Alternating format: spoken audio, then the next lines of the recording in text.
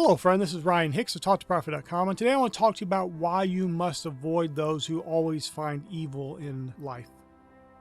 There are those people who just find the negative, they find evil. Now, this comes in different ways, different forms. Sometimes it can be in the form of the person who's always talking about social ills. They may be talking about justice, but it's always in the sense of all these bad things are happening in the world, and this is so bad, and they're just talking up evil. A pure heart, while concerned with justice, is not concerned with evil all the time, is not focused and has its main thoughts about evil and the evil in the world. It's thinking about goodness, things that are lovely and just and of good report, things that can actually bring betterment in life. In many cases, those type of people, a lot of their perceived injustices in the world are self-caused. They're delusions, they're dreamed up, they're fairy tales, they're fantasy world scenarios where they've created a boogeyman, so to speak, or a devil, an unclean spirit under every rock, trying to get them or trying to get people like them or people who they're somehow on the side of. And instead of actually doing any good and bettering people and making life better for those who may have some issues in life, it just keeps people bound, enslaved into victimhood. And you can't get any goodness, you can't get any success, you can't get any blessings in life if you're going around portraying yourself as a victim or portraying other people as victims. This is one of those things where sometimes people intend to do something good, but if you go around seeing everybody as a victim, everybody is helpless, everybody is needing your help because they're so incapable and so incompetent of running their own lives, you don't do any good doing that. You infantize those people, you make them like children who can't take care of themselves, who can't do for themselves. Now, people need help, and that's good if you come alongside them. But if you make them into a perpetual victim, you make them into something that can't accomplish, can't achieve, can't ever have success because some external variable that is making them unsuccessful, you're in error. You're not following the righteous path. Because the reality is, if someone's internal environment is good, it's righteous. They're thinking the right things. They're taking the right actions based on those right thoughts. Nothing can hold them back externally. The external world can't keep them from success. And if they are being kept from success, then at some point they have to be honest enough with themselves to realize the fault lies with them. And that's hard. And that doesn't get you any points, doesn't get you any virtue signaling credits on social media, doesn't make anybody pat you in the back if you actually hold someone accountable for their lives. And yet, that's the best thing for many people. As I said, some people do need help, and you can help them, and that's all they need is just a little bit of help, and they get back in the race, and they're off towards success. But that's actual help. Telling somebody all their problems are someone else's fault, or the world's fault, or the government's fault, or the devil's fault, or whoever's fault, and they're just these eternal victims, does nothing but cripple them and maim them and keep them from the goodness and blessing of God that is freely available to them if they will choose to repent, change their mind, change their behavior, and take the right actions that are needed for success. You can sit back all day blaming everybody else for your life, blaming everybody else for struggles in your life, and everybody has different struggles. Some people have a lot more difficulties in life than other people, but that's all right. They have to choose to overcome that. And some people have very few, and their lives are just pretty easy, and they're still unsuccessful.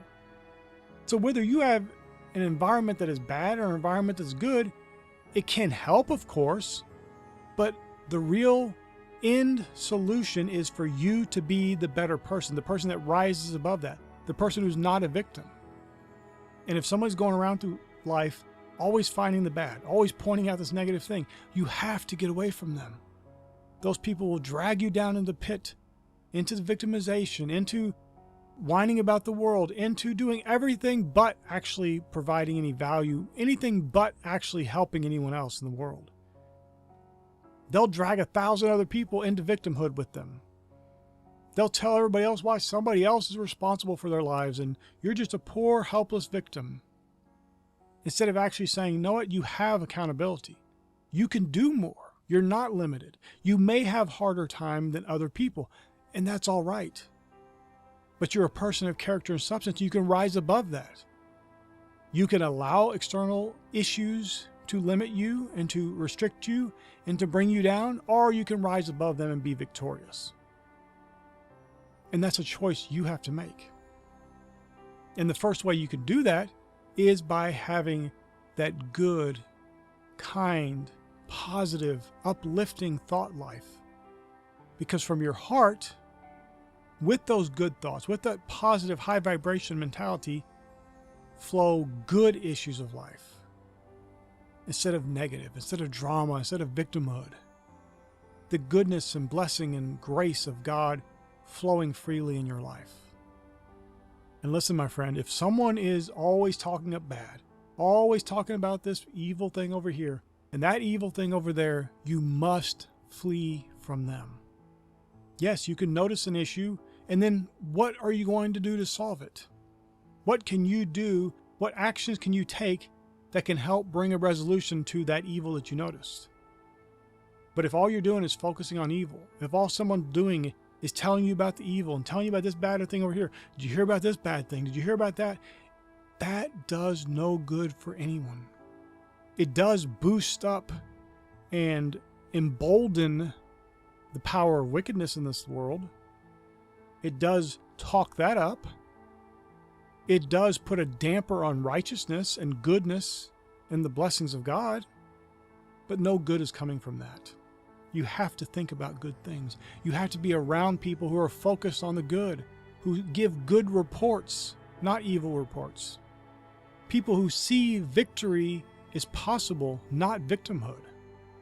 People who talk up the goodness and blessings of God, not talk about, oh, you know, the devil sure is attacking, or it must not be God's will for us to have any good, and all this nonsense. Listen, if the devil is attacking you, simply submit yourselves to God, resist the devil, and he will flee from you. If he's not fleeing from you, you haven't done those first two things, that's why he's still bothering you. But submit yourself to God. Resist the devil. By thinking of those good things, by thinking of those positive things, by thinking of things that are good report and talking about those kind of things, the praiseworthy and virtuous things of God, that will bring about change in the world. That will exalt goodness and exalt God's glory. That will bring praise to the Son. That's what our lives should be lived, to honor the Son, to bring glory to our Father which is in heaven, to do that which is good, and to bring about other people getting onto the straight and narrow path, repenting and believing the gospel, and walking in that newness of life that brings about good, blessed, and abundant things. My friend, I pray this is a blessing for you. May God bless you richly.